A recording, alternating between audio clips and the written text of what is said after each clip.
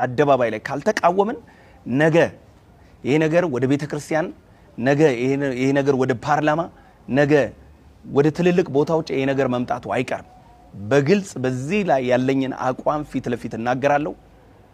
ይሄ ትውልድን የሚያመክን የወንድ ልጅን ክብር የሚያወርድ እግዚአብሔርን የሚያስቆጣ አንድ ሀገርን ትውልድ አልባ የሚያደርግ ከሰይጣን ይሁን ከሌላ ሀገር አጀንዳና ተልእኮ ተቀብለው የገቡ ሰዎች ካልሆኑ ይሄንን ሰው ዝም ብሎ በራሱ ላይ ያደርገው አይችልም።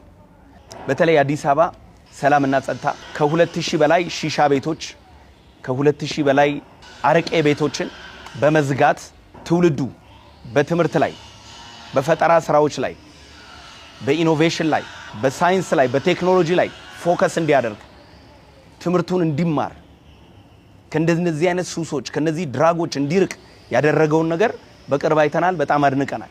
ይሄ ግን ጫት ከመቃም ሲጋራ ከማጨስ ድራግ ከመውሰድ ያልፋል። ይህ የሰውን ሙሉ ስብዕና የሚያረክስ ነገር ነው። ግብረ ሰዶማዊነት የሰውን ነፍስ፣ መንፈስ፣ ስጋ፣ አስተሳሰብ ሁለንተናውን የሚያረክስ ሰውን ተራ የሚያደርግ ነው። ትውልድ ገዳይ ጉዳይ ነው ባጭሩ።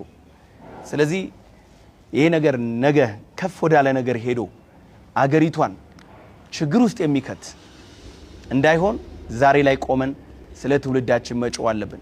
የራሳችንን ክብር ጥለን ይህንን ትውልድ ማስመለጥ ይኖርብናል። ባልናገር ደስ ባለኝ። ከሰው ጋር መነካካት ብዙ አልወድም። ዲስታንስ ጠብቆ መኖርን በጣም ወዳለሁ።